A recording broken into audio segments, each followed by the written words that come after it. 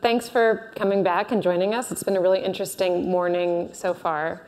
We have the first of what we're calling technology interludes, which are a chance to look at something that's sort of on the cutting edge and think about how it might inform marketers going forward. So I'd like to welcome Nuri Javed, the Chief Marketing Officer of Emotive, to the stage, and I'm going to hand it over to him.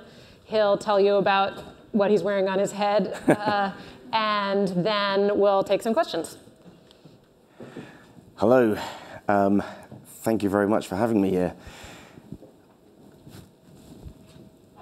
That's me up there, Chief Marketing Officer of Emotive. We are a bioinformatics company specializing in mobile EEG.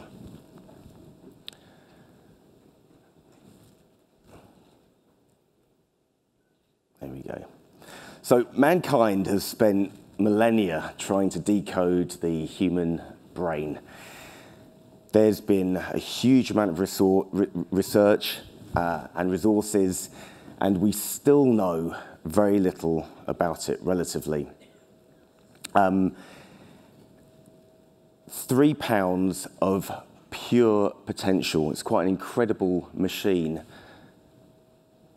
And predictions estimate the industry, just neuroscience alone, growing to about 30.8 billion by 2020. So an awful lot of potential.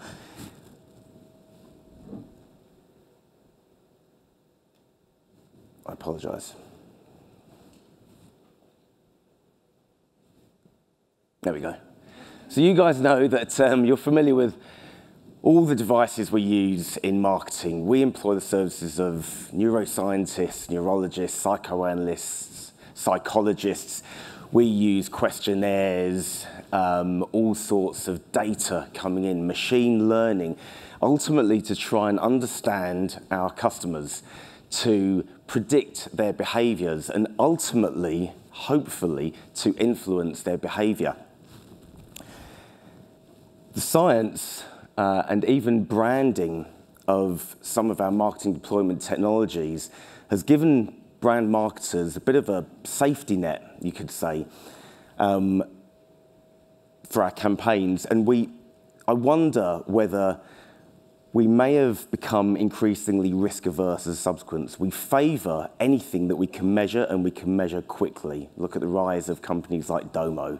We all want that data in our pockets, and given the choice between something that cannot be measured easily or can be, we start to go towards the can be. And I grew up in digital marketing. I'm very familiar with the tendencies of my clients, and there's that safety net. So cognitive marketing is a popular term at the moment. Performance media, personalization, optimization, attribution modeling, all crucial ultimately to our bottom lines and the success of our campaigns. Some would argue, however, that the human element is waning. The magic of great creative agencies, the wonderful creatives within them, is akin to alchemy. Right? Some of the things that they come up with is just mind-boggling. It's difficult to describe. You can't measure it easily, but the outcomes can be quite wonderful. They can, at the same time, represent considerable perceived or actual risk. So it is, of course, highly unlikely that any artificial intelligence, any single wonderful computer would have predicted the success of the launch of the VW Beetle and its accompanying campaign by DDB back in the late 50s, at a time when cars were getting bigger and fancier. And here's this car that's pretty small and pretty basic, and even the campaign itself was almost an anti-campaign. And we all saw this on Mad Men and the reaction to this supposed campaign. I'm sure from the stories that I've read, the reaction was very similar. So it took a lot of muscle to work this through, and it's been probably one of the most iconic campaigns and successful product launches in history. So, in all fairness, it worked. We have had access to some wonderful technology that allows us to peek into the human mind to gain powerful insights into our emotional responses, the sort of plasticity of our brains, our performance, our health. But traditionally, it's been tethered to a lab. And if anyone's ever suffered trauma, if you've actually done some deep research, you may have used one of these EEG devices. A lot of different sensors attached to the head by glycerin.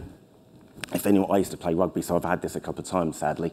That glycerin takes days to wash out, awful for your hairdo. And a very, very short wire to a computer in a lab. All of you are familiar with the idea of context. You've all done focus groups in focus group labs, and you know that the results can be quite limited. Context matters. And in these environments, context is conspicuously absent. So taking this technology to the street, as it were, and no, I don't expect everyone in here to be wearing one of these, or anyone, in fact, on a day-to-day basis.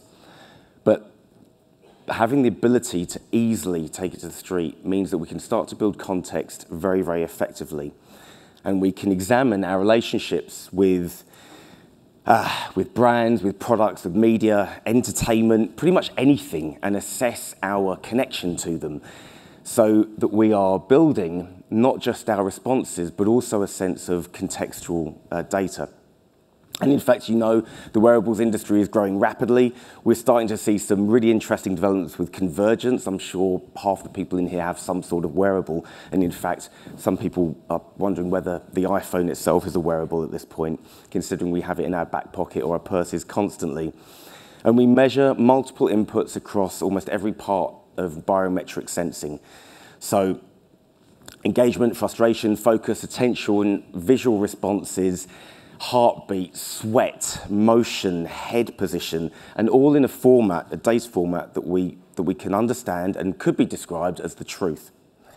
Over the past few years, we've started seeing research groups using this technology to, sometimes in accompaniment with other technology like AR or VR systems, to effectively understand what is going through our minds when we are looking at products, a range of products, at media, and everything else. And the insights that we're developing are crucial and absolutely amazing, and all along the customer journey. So it's now completely feasible, I would say, that strategy teams can be armed with this technology. I sort of compare it to 3D printing, or what we used to call rapid prototyping, is to engineering and product design. You can put one of these devices on, the setup is relatively straightforward, you can see that I've got it on my head, and go and test something very, very easily. So any ideas that we have, we can deploy pretty damn quickly. There is software that allows us to run experiments quite easily, and we can measure, well, we can extract the pure EEG, which gives us a huge amount of deep data, and you'll need a scientist to measure that. Or, as is shown in here, and I'll show you the actual live software in a moment, we can measure our emotional responses to any form of media. And honestly, no matter how short. The question, I think, that's wanting is, if you're not this guy, then selling some big ideas, some powerful ideas like the VW idea, you might be at a disadvantage. This guy was wonderful to watch. He's a great salesman as well as an incredibly intelligent creative. So, but arming ourselves with the truth can change how we present ideas, can bring confidence back into what has started to be seen maybe a more questionable process. Right, I'm going to switch screen at this point. There we go. So right now, during this speech, I've actually been taking a look at my brain. So me standing in front of all of you and analysing what's been going on inside my mind. I had a pretty emotional start to my day. I got trapped in the elevator for 35 minutes, and I'm a claustrophobe. I had this on my head, and I measured that. Luckily, Klonopin was my friend, and that's why I'm probably a little fuzzy right now.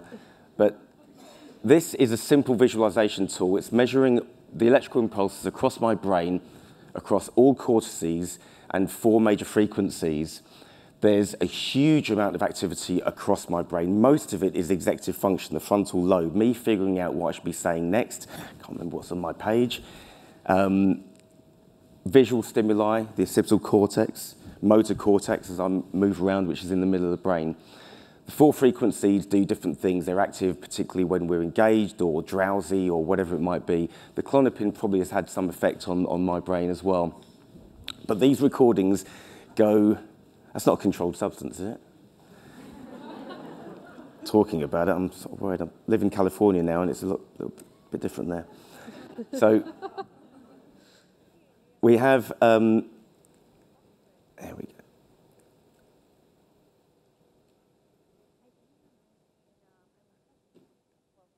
So here we have a typical piece of software that allows us to measure in real time simple emotional responses, and we can go further than that. So we have elements which are seen as pretty important in studies for interest, engagement, valence, stress, relaxation, excitement, and focus, arousal, not sexual, although that does come into it.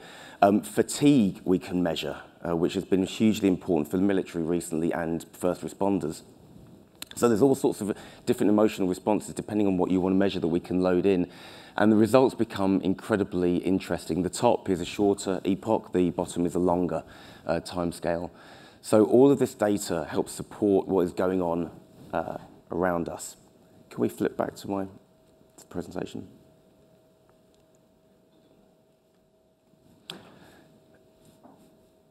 So where is the technology likely to go? With the type of convergence that we're seeing, ultimately this will become far less conspicuous, far more discrete. We see this ultimately coming to a place where people can measure and monitor, validate their meditation exercises, their physical exercise, their day-to-day lives, the stress they experience when they're driving. I've worn this when I'm driving, and I've figured out driving is a bad idea for me. We see it as something that's going to become a crucial part of people's lives generally. Almost every ailment starts with the head. They're starting to see that most cancers are attributable to stress, most heart attacks, most strokes. So much in our lives are affected by our brains, and how we build products, how we build campaigns ultimately will be an essential part of that. The data that we'll extract from these day-to-day activities is going to be incredibly powerful. We talk about big data. I see this as deep data. And, oh, wrong one. There it is again. Ultimately, as we learn more and more about our brains, we're able to express it in certain ways. So not just influencing content, but actually helping to shape it. Up in the top left, we did a program with Smirnoff where 4 paraplegic musicians were able to create music again using just their minds. It was launched at the Ministry of Sound in London, and everyone had a pretty awesome time. Released as a single, money raised, the proceeds went straight into research for mobility. Used for influencing technology around us, cars. We've used it as an inattention device, so when you're not paying attention, the car starts to slow down. Every manufacturer is wondering how to do that. BMW are looking at the next generation of motorcycles will learn from your behavior and adjust how the motorcycle behaves before you even get on it. Controlling toys, IBM Blue Mix down the bottom left used it to control the BB-8 for an event at Christmas, the whole Star Wars launch, which was incredible.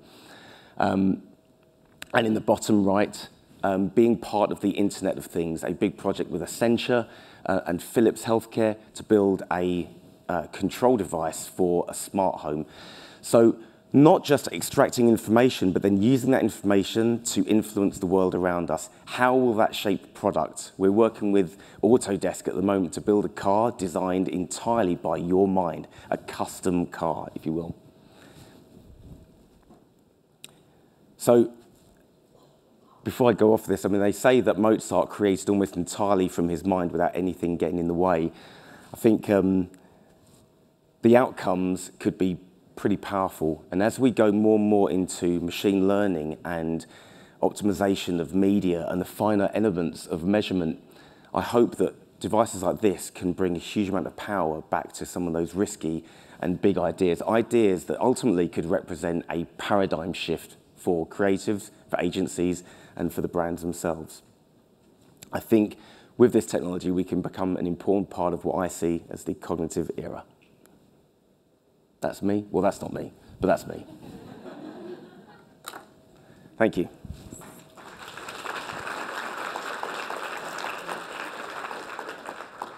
So do we have time for a question or two? Will someone wave at me at the back if the answer is no? I'm gonna ask a question or two and play the skeptic. So, this is a marketing conference, and I have all kinds of questions that I could ask you about how you can design a car from your mind and things like that. But just for the purposes of today, for a marketer, if they're testing sort of whether a person feels excited or anxious or any other range of emotions in response to a given product, in the work that you've done, do you see that those reactions are relatively uniform, or do you get quite a broad array of responses among people who are wearing the device?